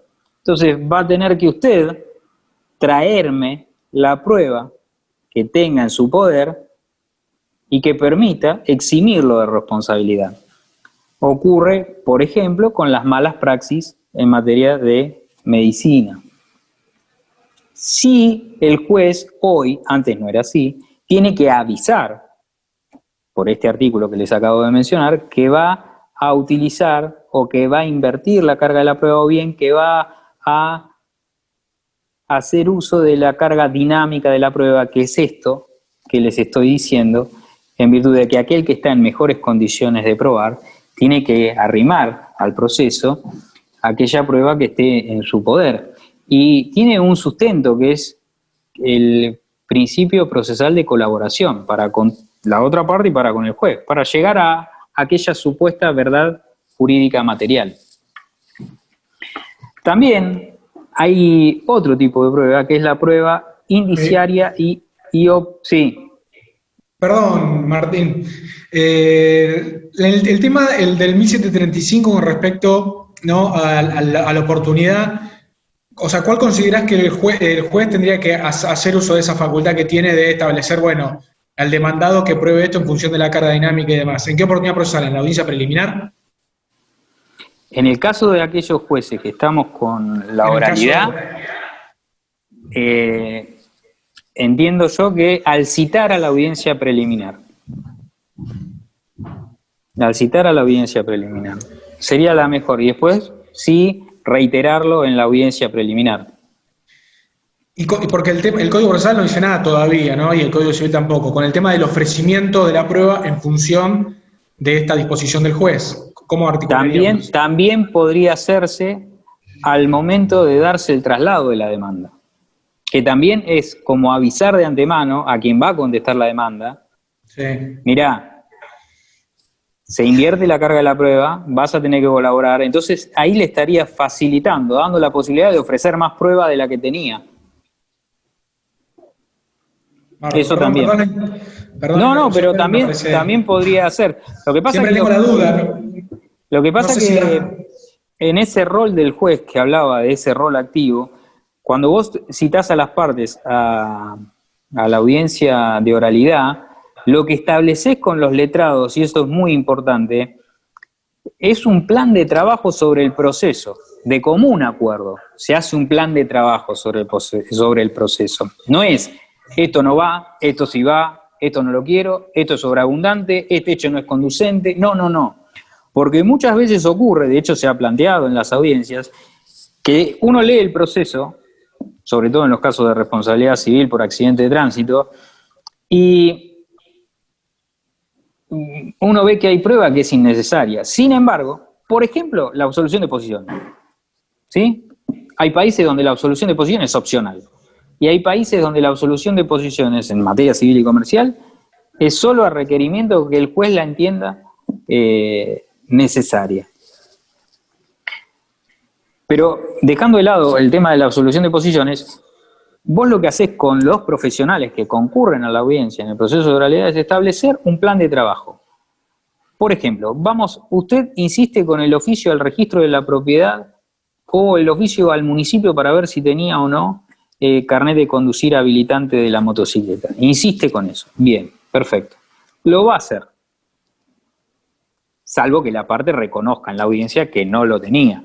Pero supongamos que no lo reconoce, que no se acuerda. Bueno, lo hacemos, perfecto. Ahora yo le voy a dar a usted 10 días para el diligenciamiento de ese oficio. Si dentro de los 10 días usted no lo diligencia, esa prueba la tengo por caída. Es una forma de tener un rol activo, pero coordinado con las partes para que el proceso no se dilate más de lo que hoy por hoy tiene que dilatarse, porque nosotros tenemos, y esto también es otra cosa que tienen que tener del lado izquierdo del escritorio, es un fallo que dictó la Corte Interamericana de Derechos Humanos, que siempre lo reitero en mis charlas, que se llama Furlan. 31 de agosto del 2012, Furlan contra el Estado argentino. Y ahí da las pautas de lo que un proceso tiene que durar teniendo en cuenta el Código Procesal y sobre todo 4 aspectos que si quieren se los menciono para que lo tengan en cuenta. El primer aspecto que tuvo la Corte Interamericana es la complejidad del tema, el segundo es la actividad procesal del interesado, el tercero es la conducta de las autoridades judiciales y el cuarto es la afectación generada en la situación jurídica de la persona interesada en el proceso. Era una persona que siendo menor sufre un accidente en instalaciones militares y después de 10 años sale la sentencia de primera instancia y después de 12 años, por una ley de consolidación, lo obligan a cobrar ese dinero que era irrisorio, más allá de todo lo que había transitado a lo largo del proceso. Entonces la Corte Interamericana de Derecho dijo no, el Estado argentino tiene que pagar, porque un proceso civil y comercial, teniendo en cuenta el Código Civil y Comercial, en ese caso de la Nación, no puede extenderse más de 2 años y medio. Entonces, teniendo en cuenta estos precedentes, es que se recurrió a una de las posibilidades que es la oralidad y este plan de trabajo para que el proceso no dure más de esos años. Así que también tengan en cuenta este fallo que les acabo de mencionar. En concreto y resumiendo en una oración lo que ese fallo dice en varias carillas, es que una persona que ingresa a un proceso judicial porque tiene algún problema personal o ha sufrido algún menoscabo en un derecho, no puede salir del trámite del proceso judicial en peores condiciones de la que entró.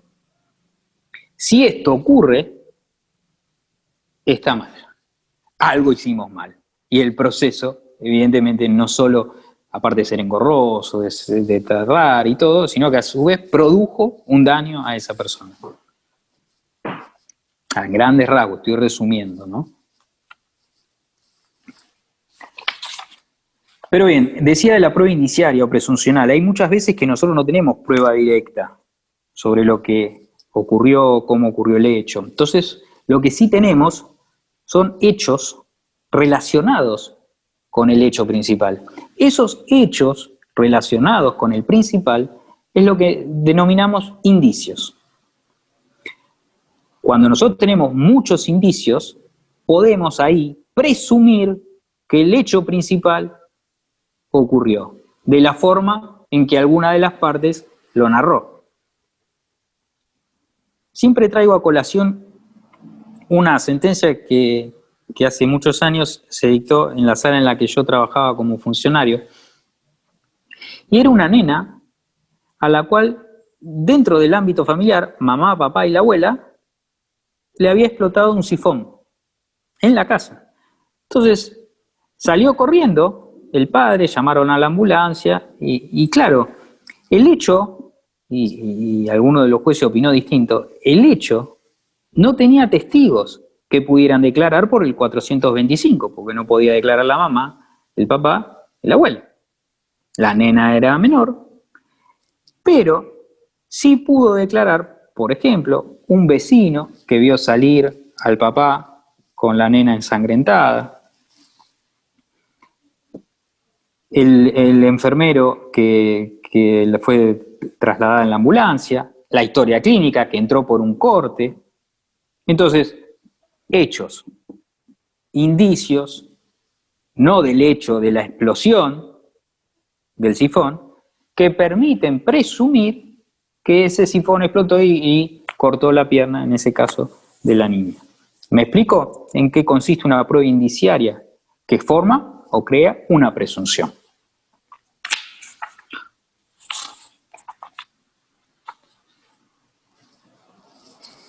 Y por último, para finalizar en el día de hoy, quiero hacer referencia a una serie de principios probatorios que siempre los voy mencionando, pero más allá de mencionarlos y de explicarlos muy sucintamente, quiero que ustedes vayan viendo, o hasta la clase que viene, vean cómo estos principios, léanlos en los libros, cómo estos principios pueden ir jugando o cómo pueden ir siendo, modificados como consecuencia de la utilización de los medios tecnológicos. ¿Sí? Se me ocurre, ahora lo vamos a ver, pero el principio de inmediación, por ejemplo.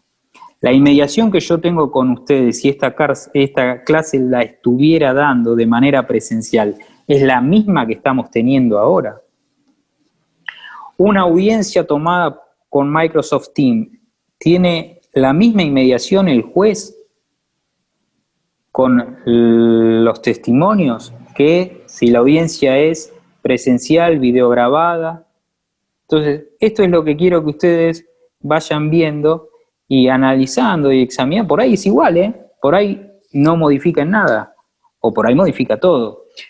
Pero por un lado o por el otro, es con lo que ustedes van a tener que lidiar en el ejercicio de la profesión a partir del 13 de marzo del 2020, porque esto yo creo que va a ser muy difícil retrotraer muchas de todas las innovaciones, si se quiere, o de todo lo que de manera abrupta hemos incorporado en estos 6 meses. Entonces, el primer principio en materia probatorio es el de unidad de la prueba. La prueba debe ser valorada en su conjunto por el juez. ¿Y qué es valorar en su conjunto una prueba? Por ejemplo, el perito, a veces pasa que el perito, el ingeniero mecánico, sí, es muy probable que tenga pocos elementos, pero diga algo distinto de lo que un testigo declaró. Y entonces, ¿a qué le damos prevalencia? ¿A lo que el testigo presencial del hecho dijo o a lo que el perito ingeniero mecánico luego de 8, 9 meses, un año, dictaminó con sustento en la escasa prueba de la causa penal, la IPP que termina archivada siempre y con poca prueba producida, un plan, un croquis hecho por la policía que llega después, o al testigo? Y en el caso de contradicción de los testigos, por ejemplo, en ese análisis conjunto de la prueba, ¿a qué testigo le damos prevalencia? ¿Al que declaró frente al policía cuando se hace el acta de procedimiento o al que vino a los 6 meses a declarar en la audiencia si no coinciden, si es el mismo y si hay otro que dice algo contrario. Bueno, descartar un testigo, descartar una pericia, darle prevalencia al testigo, todo eso es lo que se hace a la hora de valorar la prueba. Y se tiene que, lógicamente, fundamentar el por qué se toma una prueba y se deja de lado otra. Ese es el análisis conjunto que el juez debe hacer a la hora de sentenciar en el proceso. Otro principio, la adquisición o comunidad de la prueba. Lo que se prueba en el proceso queda para el proceso, no para la parte que lo ofreció. Y si le es perjudicial para la parte que lo ofreció, lo lamento, ya fue incorporado al proceso y queda para el proceso. A la hora de valorarse, no se tiene en cuenta cuál de las partes ha sido la perjudicada con la producción de la prueba, independientemente de si la perjudicada es la que lo ofreció. Igualdad de oportunidades para la prueba. Todo esto está fundamentado en el derecho de defensa en juicio, todo tiene que tener la misma igualdad, tiene que tener la igualdad en el ejercicio del derecho a probar. Otro principio es el de la contradicción. Se le tiene que siempre dar a la parte contraria la posibilidad de cuestionar la forma o el medio probatorio seleccionado para acreditar tal hecho. Después se decide si la prueba se produce o si no, siempre teniendo en cuenta el criterio amplio en la producción de la prueba. Ante la duda de si la prueba debe realizarse o no, este criterio lo que dice es: hagamos la prueba y después la evaluaremos. Tenemos otro principio que es el que les nombraba al principio, que es la inmediación.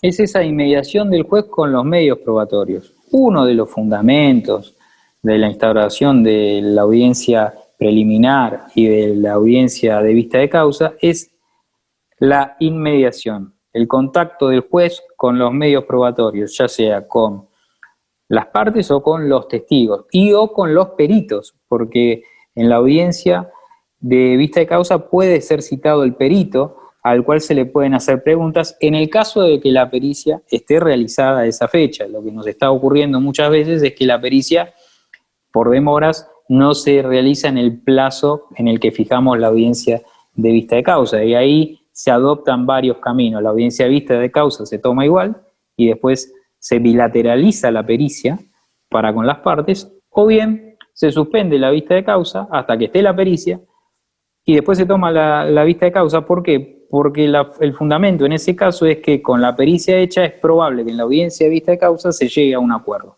Son criterios, son formas. El protocolo no habilita la suspensión de la pericia, pero no hay ningún problema en que eso se haga. Sobre todo si se tiene en cuenta la posibilidad de acuerdo en el proceso. Obviamente está también la ineficacia de aquella prueba ilícita. Se le tiene que facultar al juez a obtener coactivamente los medios de prueba que necesita. Si el hospital, por ejemplo, es renuente en acompañar la historia clínica, el juez tiene que tener la posibilidad de que él la acompañe coactivamente a través de sanciones pecuniarias, generalmente astreintες.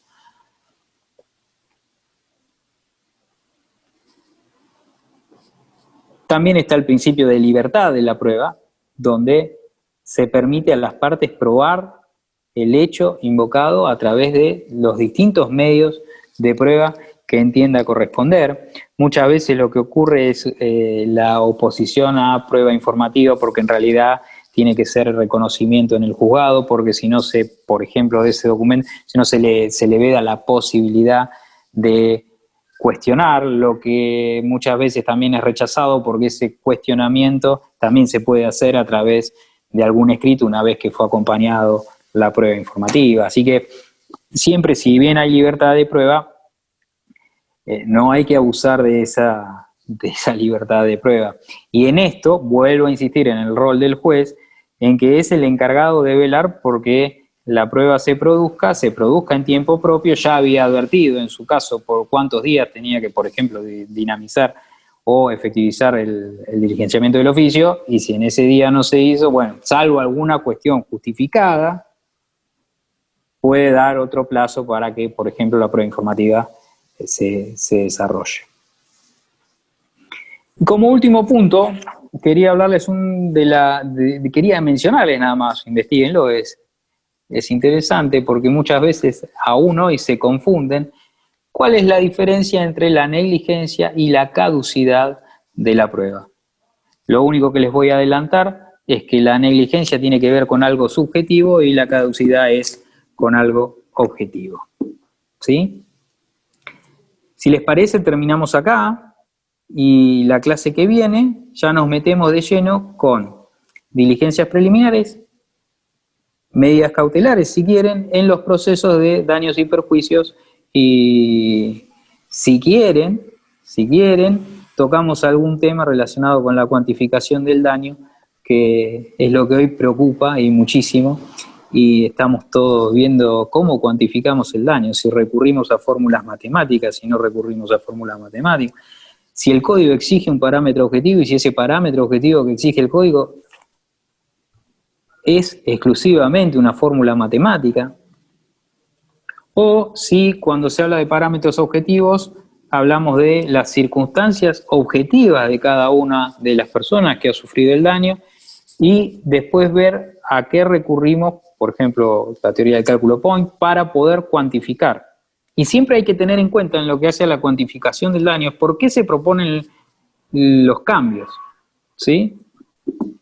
¿Por qué es necesario recurrir a fórmulas matemáticas? ¿O para qué? Porque ¿qué estamos dando? ¿Mucho o poco los jueces de cuantificación? ¿Cómo es que funciona la cuantificación del daño? También es un tema a tener en cuenta. Como la clase que viene tenemos ese tema de la responsabilidad del accidente de tránsito, podemos incluir un poquito cuantificación si ustedes lo quieren. ¿Preguntas? Perdón. Sí, ¿alguna pregunta? Leandro.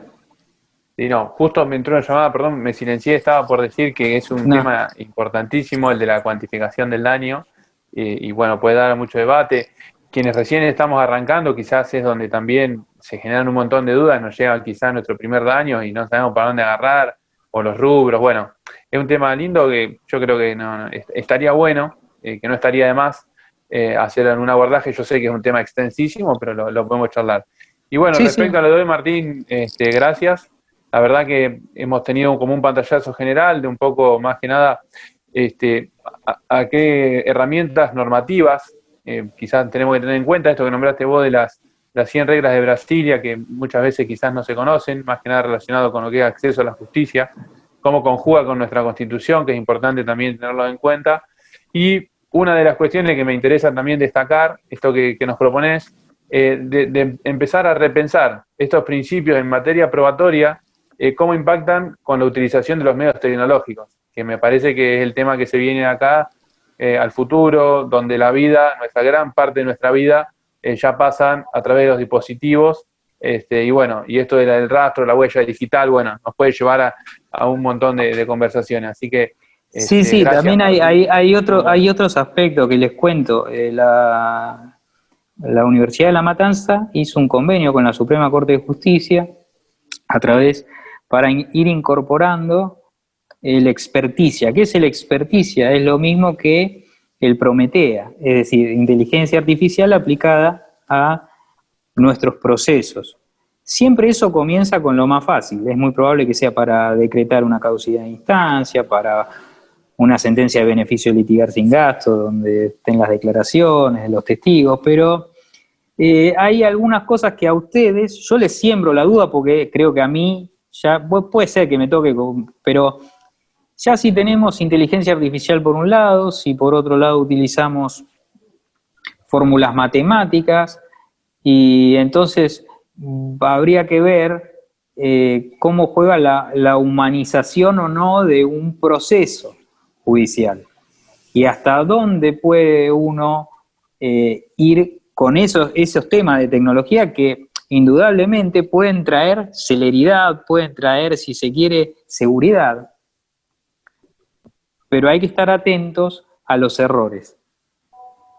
¿A qué error y cuándo aparece? me hace acordar cuando uno era joven en la facultad y estudiaba la teoría pura del derecho de Kelsen y la moral en el derecho no va, la moral en el derecho no va, la moral en el derecho no va, que era una materia de 4 puntos, hasta que sí, al final se dio cuenta de que sí, de que en realidad la moral iba, ¿y dónde iba? Y a través de la sentencia. ¿Por qué? Y porque el que fallaba era humano. El que la dictaba era un humano y no puede excindirle lo humano a la persona que está diciendo, para bien o para mal, criticable o no, eso no me compete a mí decirlo. De hecho, no habría apelaciones si fuéramos perfectos, ¿no es cierto, Leandro? Pero nos vivimos, esto es así, se retroalimenta, y el error de hoy, o lo que hoy se corrige, es muy probable que mañana se le haga lugar.